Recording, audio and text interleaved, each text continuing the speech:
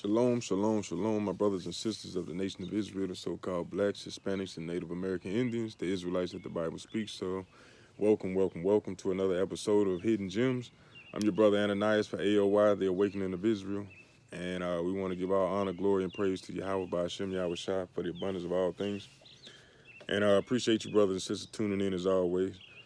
But nonetheless, we're going to bring you another short class to help uplift you and edify you so that you'll be able to break down the scriptures when you're reading it and have a clear-cut understanding as to what's going on. All right. So, as always, if you haven't already picked up in the earlier videos that we've done throughout the series, precept must be upon precept. And this is how you get the understanding of the scriptures. All right. So we want to start off with the book of Isaiah, chapter 28, verse 9. And it reads, "Whom shall he teach knowledge, and whom shall he make to understand doctrine?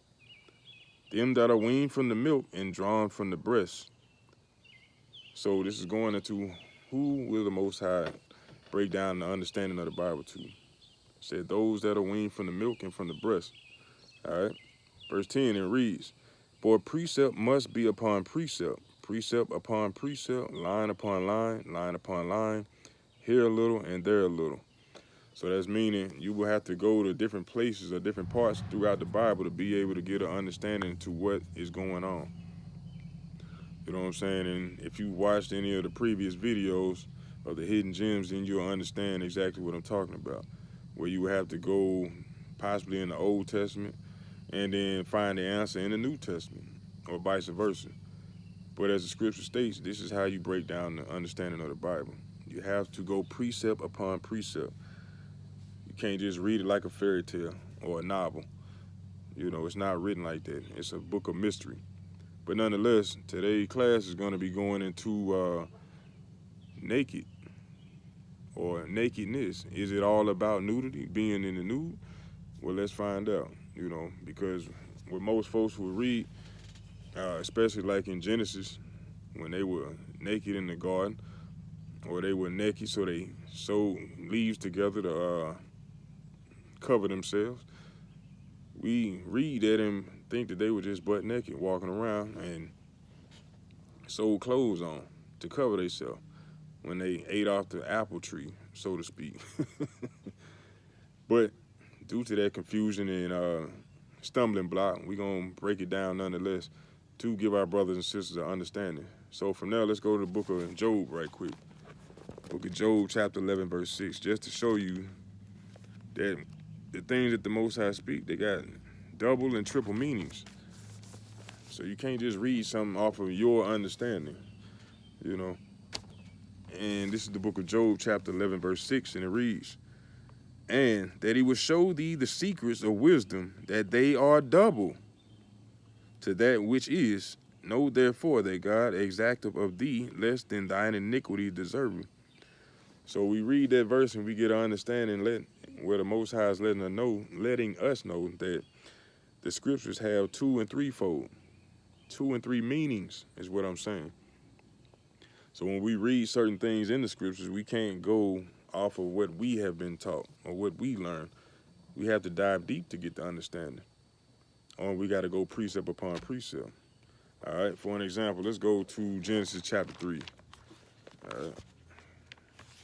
And like I stated before, the word Genesis means the beginning. So we're going to go to the beginning of the Bible. All right, let's go to the book of Genesis chapter 3. And let me see. I started verse 6 just to give a little context. It said, "And when the woman saw that the tree was good for food, and that it was pleasant to the eyes, and the tree was desired to make one wise, she took the fruit thereof and did eat, and gave also unto her husband with her, and he did eat. And the eyes of both of them were open, and they knew that they were naked.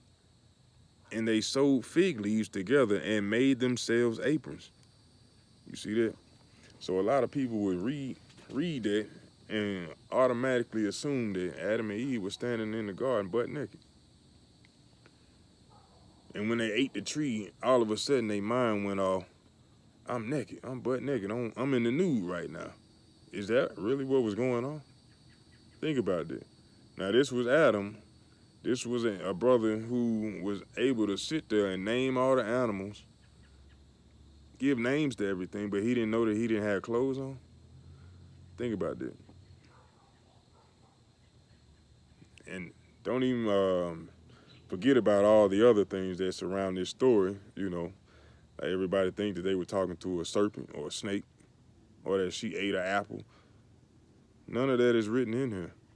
You know, this is why you must go precept upon precept to get an understanding as to what was going on. So let me see. I'm gonna read verse 7 again. It said, "The eyes of them both were open, and they knew that they were naked, and they sewed fig leaves together and made themselves aprons." So it sounds like when you hear that story that they ate the apple and all of a sudden the light went off in their head and they were like, "Oh, I'm exposed down here. Let me go get some leaves, sew them together, and cover myself." That's what we all have in our minds. But let's figure out what's really going on. Let's go to the book of Job right quick. Let's go to the book of Job, chapter 31, verse 33. The book of Job, chapter 31, verse 33, and it reads, "If I covered my transgressions as Adam, by hiding my iniquity in my bosom." So when Adam was actually sewing fig leaves together, he was hiding his iniquity. You see that? He was covering his sins. That's what it was talking about. He sewed lies together and tried to hide. Think about that. That's exactly what we try to do today. We try to cover ourselves by lying. Think about that. I'm going to read that one more time. The book of Job, chapter 31, verse 33. "If I covered my transgressions as Adam by hiding my iniquity in my bosom, did I fear a great multitude, or did the contempt of my families terrify me, that I kept silence and went not out the door?" So that's just one precept to show you what Adam actually did, what him and Eve actually did. They sewed lies together to try to cover their transgressions. Think about that. Talking about being naked. They were in sin. That's what it was talking about, brothers and sisters. I'll give you another example. Let's go to the book of Exodus right quick. Let's go to Exodus chapter 32. We're going to start at verse 21. All right. "And Moses said unto Aaron, What did this people unto thee, that thou hast brought so great a sin upon them?" This is talking about when he came down out of Mount Sinai and seen the people worshiping the golden calf. All right. Exodus 32 and 22. "And Aaron said, Let not the anger of my Lord wax hot. Thou knowest the people, that they are set on mischief," saying we set on mischief. "For they said unto me, Make us gods, which shall go before us. For as this Moses, the man that brought us up out of Egypt, out of the land of Egypt, we wot not what is become of him." So they like, "Hey, we don't know what happened to him. So make us a god." "And I said unto them, Whosoever have any gold, let them break it off. So they gave it to me. Then I cast it into the fire, and there came out this calf. And when Moses saw that the people were naked," you see that? "And when Moses saw that the people were naked, for Aaron had made them naked unto their shame, shame among their enemies." Salaki. You see that? Showing you that being naked is being in sin. That's just one other instance. It's not being in the nude necessarily. Like we stated in the beginning, a lot of the things written in the scriptures got 2 and 3-fold to it, meaning 2 and 3 different meanings. This is why you must study to show yourself approved, and also use precept upon precept so that you can get the understanding. All right? Let's get another example. Let's go to the book of Lamentations right quick. Book of Lamentations, chapter 1. All right? And we're going to start at verse 8. Book of Lamentations, chapter 1, verse 8, and it reads, "Jerusalem have grievously sinned, therefore she is removed," meaning removed out of our land. All that honored her despise her, because they have seen her nakedness. Yea, she sighed and turned backward. You see that? So because of us going off breaking the commandments as a nation of people, we have been removed, and all the people that had respect unto us, now they despise us. You see that? Understand what's going on. I'm going to read verse 9. It said, her filthiness is in her skirts. She remembereth not her last end. Therefore she came down wonderfully, excuse me. She had no comforter, O Lord. Behold, my affliction, for the enemy have magnified himself. So through our nakedness, through our wickedness, through our shameful acts and deeds, we have come down low. And instead of being respected as a nation, we are despised. Think about that. Through our nakedness. Let's get a couple more examples. Let's go to the book of Habakkuk right quick. The book of Habakkuk or Habakkuk. And we're going to start in chapter 2, verse 15. All right. And it reads, woe unto him that giveth his neighbor drink, that putteth thy bottle to him, and makest him drunken also, that thou mayest look on their nakedness, meaning look on their wickedness. Just like somebody telling somebody to turn up, take another shot, just so you can see them act foolish. To go off and do something you know they're not supposed to. Thou art filled with the shame for glory. Drink thou also, and let thy foreskin be uncovered. The cup of the Lord's right hand shall be turned unto thee, and shameful spewing shall be on thy glory. You see that? The Lord said, destruction unto him that giveth his neighbor drink, that putteth thy bottle to him, and makest him drunken also, that thou mayest look on their nakedness. Understand what it's talking about, being in a sinful nature. That's what Adam and Eve was doing, trying to lie to cover up their nakedness or cover up their wicked acts. And when they realized what they were doing, they realized they were in sin, not in the nude. They were breaking the commandments. Let's go to Revelation right quick, chapter 16. Revelation chapter 16. And we're going to read verse 15. This red letter, so this is Yahushua speaking. It says, behold, I come as a thief. Blessed is he that watcheth and keepeth his garments, lest he walk naked and they see his shame. You see that? So to walk naked is to be in shame. And that's exactly what Adam and Eve was going about, because they broke his commandments. This is why they was walking around trying to hide themselves amongst the trees, amongst the other people.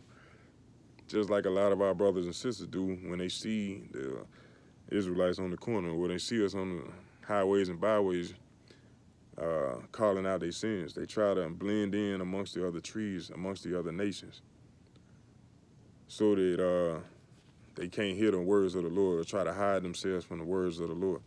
Just like he was walking in the garden, the voice of the Lord.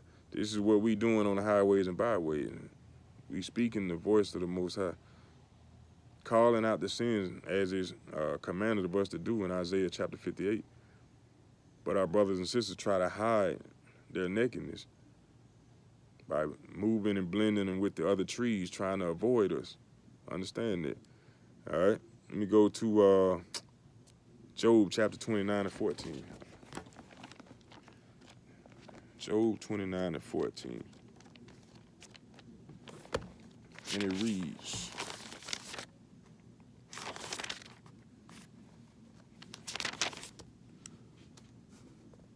I put on righteousness, and it clothed me. My judgment was a robe and a diadem. You see that? Letting you know what the clothing is, the garments that Christ was talking about. Put on righteousness.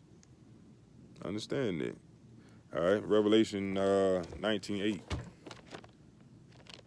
Revelation 19:8. Revelation 19:8, and it reads, and to her was granted that she should be arrayed in fine linen, clean and white. For the fine linen is the righteousness of the saints. So the acts of righteousness is those garments, or is what righteousness is. That's their covering. That's their garment. So if Adam and Eve were doing what was commanded, they would not have been ashamed. They would have had their covering of the Lord, their protection of the Lord, and they would not have tried to hide themselves from it. But brothers and sisters, I hope and pray that this little small lesson shows you what it means when it's talking about nakedness. It's not always about being in the nude, because when you read in Leviticus 18, it's a commandment not to uncover the nakedness of thy father or thy mother. That's actually talking about seeing your mother or father in the nude. You know what I'm saying? But it's another sense as well, just as we broke down when it was talking about Adam and Eve, and it's talking about the sins of our people. That's a constant word that you'll see throughout the scriptures, talking about our nakedness, talking about how shameful we are for breaking the commandments. And the Lord is going to expose us, or has exposed us, through the lovers that we chased after. And, what the result is now. We striving to wake back up to who we are instead of already knowing who we are. But nonetheless, brothers and sisters, I'm Brother Ananias for A.O.I, the Awakening of Israel. We want to give our honor, glory, and praise to Yahweh Ba'Shem Yahushua for the abundance of all things. I pray and hope that you are edified on this short class. If you got any questions regarding this topic or any other topic, feel free to comment in the comment section. Hit that like button, subscribe if you haven't already done so. Share this content as well. It's for the uplifting of our nation of people and to edify our brothers and sisters. So on that note, I pray and hope that you learned something, and I say shalom, shalom, peace and greetings to you all, and I'm out.